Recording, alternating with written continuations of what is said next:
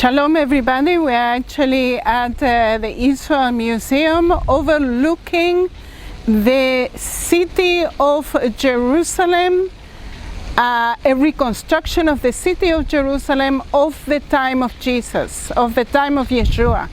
And it is actually one of the wonders of the Israel Museum, this model, because it's an incredible teaching tool. This model was actually produced, built in 1966 to actually show how Jerusalem looked like in 66 AD. From the sources of Josephus and the Mishnah, this model was actually built 1,900 years later. And it is an incredible model.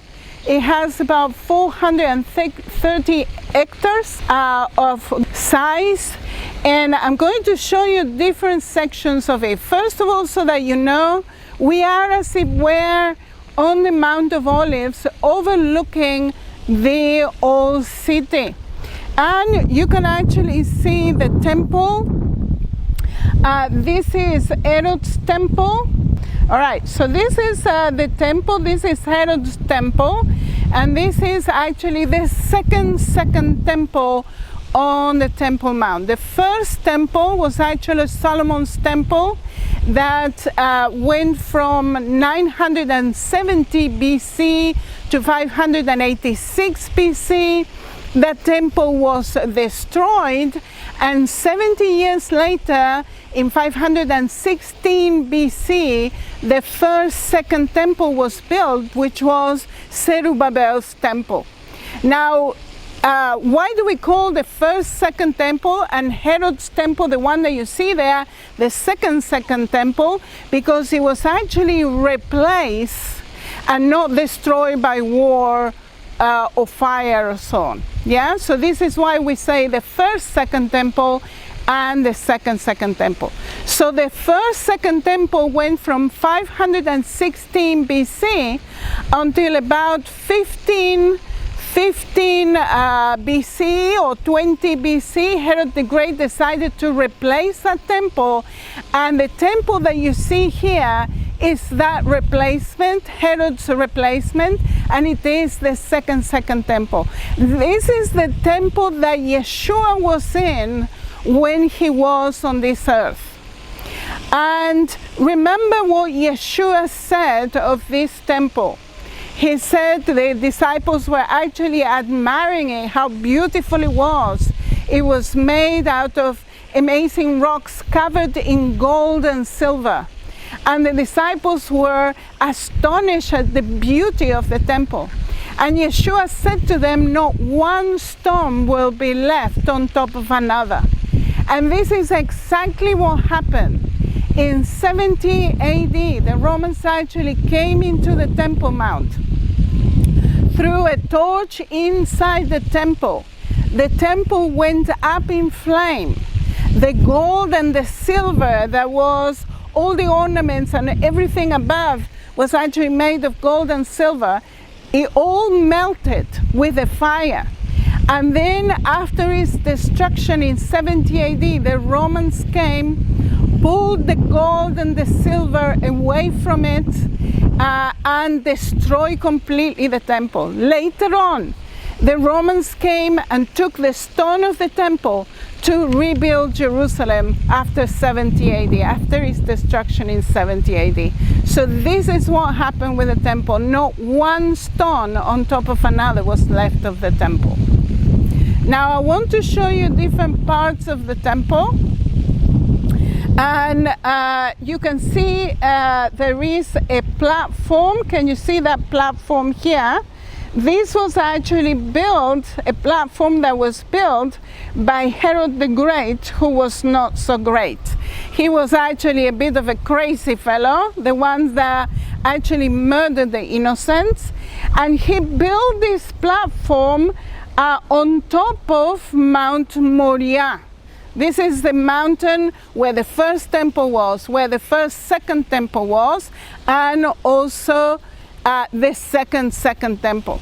Okay, now you can see on the model that you have a red roof area. This is actually called the royal portico, and it is where the Sanhedrin sat in the time of Yeshua.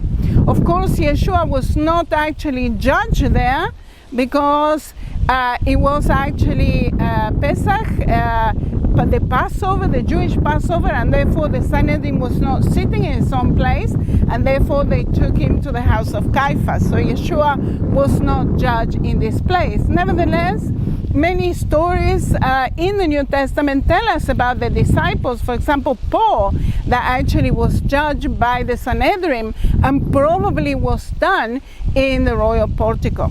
I'd like to show you something else. You can see that there are two courtyards on one side and another courtyard on the other side, and these courtyards were actually called the courtyards of the nations, because not only the Jewish people came to worship here at the Temple Mount, also the nations of the world. And it is probably where they were selling stuff. Do you remember that Yeshua one day went into the temple and turned the tables over? And he said to everybody, he says, the house of God is a house of prayer for all nations. Why was he saying for all nations? Because probably these vendors were actually at the courtyards of the nation. Now I'm going to show you different parts of the temple itself. You can see that there is a very low fence on this side and also on the other side. This fence was actually a division for people. The Gentiles could be only in the courtyards of the nations, but they could not get over this little fence. On this side, only the Jewish people could actually stand. And there was a note here on the little fence that said something like this in Greek, that if you are not Jewish and you cross this fence, your life is in your hands. Okay? So there was a death penalty for Gentiles to actually cross that fence. And amazingly, we have found that inscription, and it is today in the Israel Museum. Now, you can actually see the different gates of the temple, and they actually right in front of the beautiful gate or the eastern gate. This is how we know where the temple actually was, and it is actually mentioned in the Mishnah.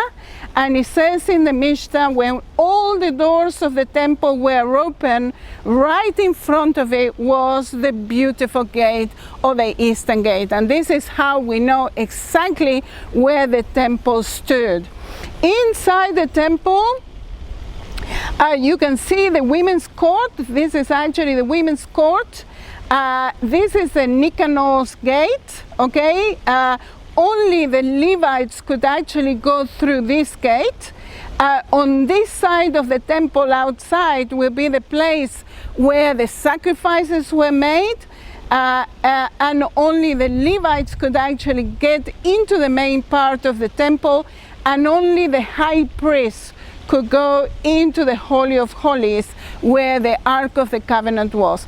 And it was actually on the western corner, the end, if you like, the western corner of the temple. So this is the eastern gate, or the beautiful gate, facing it. We are, as it were, on the Mount of Olives, and that is getting into a temple. Yeshua actually went through the eastern gate, or the beautiful gate. Remember what we talked about last week, Hosanna, Hosanna to the Son of David, okay? And we have in front of us the Kidron Valley. This model actually recreate the contours of the land, okay? And that's what you can see. The other thing I would like to show you here on the model is actually the Antonia Fortress. Here is the Antonia Fortress. This was actually a garrison for Roman soldiers that were actually overlooking the Temple Mount to keep their beady eyes on the Jews, so that the Jews actually didn't rise against the Roman occupation. This Antonia Fortress could be a possible site where Yeshua was actually flogged, where he was beaten by the Romans. But there are two possibilities. If the Antonia Fortress is where Yeshua was flogged and is what the scripture calls as the Praetorium, then Yeshua started the Via Dolorosa from the Antonia Fortress. But there is another possible site, and I will show it to you later on. We are in another section of the old city. We're actually looking at it from the southern part of the old city of the time of Yeshua. And I want to show you where Jerusalem actually originally started. The Jebusite city that David actually took from the Jebusites is here. This is Jerusalem. This is Mount Zion. This is where Jerusalem started, and the walls that you actually see around were built by the Jebusites originally. Okay, now then during the time of Solomon, this was not big enough for Solomon and only his wife and the concubines, and therefore he added another section that is actually the Ophel or the Millo, and also added part of the Temple Mount where he put the first temple. Okay, later on, this is actually part of the construction that Herod the Great, that was not so great, built during the Second Temple period. You can actually see some of the entrances to the Temple Mount. This is the Huldah gates, okay, on this side and on this side. You can see the southern steps, okay, this is the southern entrance into the temple. And you can also see the Robinson's Arch. This was another entrance into the temple that took you directly into the royal portico where the Sanhedrin actually sat. Okay, so those were the different entrances that you can see. So you can see the different valleys in the old city. You can see the Kidron Valley. You can see the Central Valley or Thyropean Valley. And by the way, Thyropean means the cheese valley because they sold cheese here. Okay, when the pilgrims will come and go up to Jerusalem, you have shops all the way. Nothing have changed even to today. As you can see, shops in the way of the tourists. Yeah, these tourist traps everywhere, even during the Second Temple period. So you have the Central Valley, you have the Kidron Valley, and you also have the Hinnom Valley. Okay, so the old city was actually surrounded by valleys, and it was, during the Second Temple period, a walled city.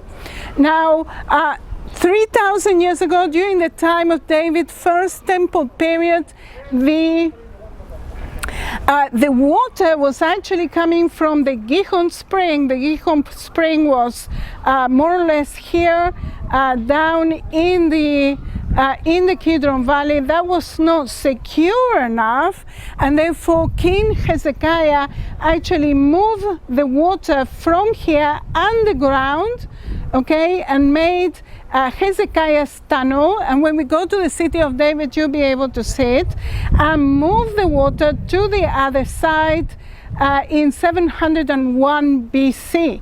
Hezekiah also builds another wall that you can see here, okay, which is actually also called the first wall. So the thing that Hezekiah does, two things. One, move the water from the Kidron Valley inside the city, if you like, to protect the water source, and also build the first wall, or Hezekiah's wall. What we can see here is the pool of Siloam. This is a pool where Yeshua actually restored the sight of this man, and he asked him to come and clean himself here in the pool of Siloam. Pool of Siloam is a mikveh. It is actually part of the ritual site, the ritual of the Jewish people, where they will come and clean themselves physically and spiritually, and then they will go up to Jerusalem through the Central Valley, singing psalms and songs until they get to the temple. These songs that when they were sung here are the songs of ascent in the book of Psalms that go from the Psalm 120 to 144.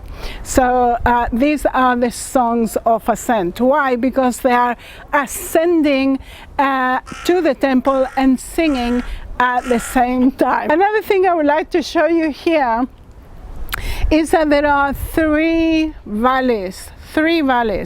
You have the Kidron Valley on one side, you have the Kidron Valley here, you have the Central Valley here, and you have the Hinnon Valley.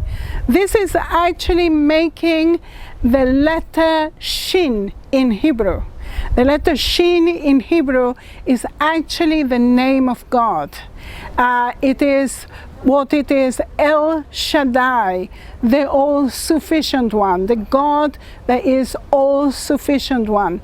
And why this is important? Because in the book of Jeremiah it tells us that God have inscribed this name in this land. And definitely in the valleys of Jerusalem you have the letter Shin, and this is the name of God.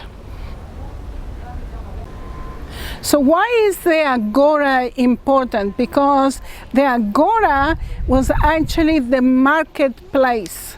The marketplace was used by the Romans, and this is actually written in the book of Josephus. The marketplace was used by the Romans to judge people. They generally would be in a public place. They need to see people at the judgment, and it's probable that it was Pontius Pilate that actually judged Yeshua here in the Agora. Perhaps what the New Testament is referring as the Praetorium is actually the Agora, where Pontius Pilate could actually meet the crowd. This is the only place where a Roman dignitary, a king, could actually meet with the common people of the land. So it could be, so there are two places that is possible that Yeshua had this judgment, where he was beaten up, where he was flogged. One is where the Agora is, right next to the palace of Herod the Great, who was not so great. Or the other possibility is actually the Antonia fortress that is over there, which was actually a Roman garrison. Okay, so the scripture tells us the Praetorium. I believe that everybody knows where the Praetorium is, and probably during the first temple period everybody knew where the Praetorium is, but today we actually have lost that information. Herod the Great actually built 3 towers to protect his palace. The biggest tower is still actually standing today. It's called the Tower of Phasael, in memory of his brother. The other tower in the middle was actually called Hippicus, who was a friend of Herod the Great. And the third tower, the small one, the beautiful one, was called Miriam. That tower was in memory of the wife that Herod the Great killed. So really he loved her to death. And in her memory he actually builds a tower. How about that? He was a crazy fellow, right? But nevertheless. So you have the continuation here of the first wall, and you can see that the first wall goes all the way to the Temple Mount. All the way to the Temple Mount, and you can actually see a red arrow on the west part of the Temple Mount. This red arrow is where the western wall or the Wailing Wall is today. Yeah, so we are looking at the city from the west side at the moment. Yeah, and all that wall, which is about 500 meters long, it is actually the western wall, but the section of the Wailing Wall is where the red arrow is. Another thing you need to see here is that today the Jaffa Gate is actually situated where my light is. This part of the tower is still there even to today. And Herod the Great builds another wall that we call it the second wall, that goes inside. You can see that there is the second wall, goes all the way around and joins the Antonia fortress. Okay, this was built by Herod the Great. There is another wall right in front of us that is called the third wall, that goes all the way around the city, and this wall was actually built by Agrippas the first, the grandson of Herod the Great. Now, what's important in this section is where the stones are. You can see where the Antonia fortress is over there. And according to Catholic tradition, this was the praetorium. This was where Yeshua was flogged. And Yeshua came, according to tradition, came down through here and passed through this gate and was crucified here. Where the stones are is where the Church of the Holy Sepulchre actually stands today. And this is one of the possible sites where Yeshua was crucified. At the time of Yeshua, this was outside of the walls of the old city, and it was a place where Jews or any enemy of Rome was actually crucified. Okay, so it is one of the possibilities. So there are two possibilities for Yeshua being crucified, two possibilities where exactly he was crucified, two possibilities where the Via Dolorosa went. One of them is, according to the Catholic tradition, from the Antonia fortress all the way through a gate here on the wall that you cannot see from here, and then this is where the Church of the Holy Sepulchre is actually standing, and where the Romans were actually crucifying people. The other possibility is where Herod's palace is, where the three towers, Phasael, Ipicus and Miriam stand, where the Agora is, which is over there, and I don't know if you can see my light. And then Yeshua went walking all the way through here and came to this area here where the rocks are, and this is another place where the Romans were actually crucifying people, and where the garden tomb stands today.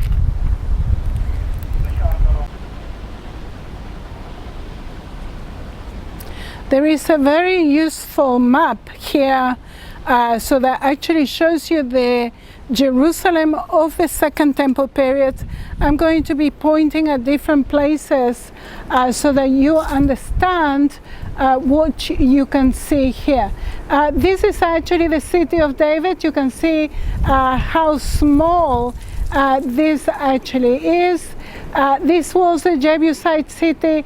This is actually the Kidron Valley here, and the Mount of Olives will be here. You have the Ophel or the Millo.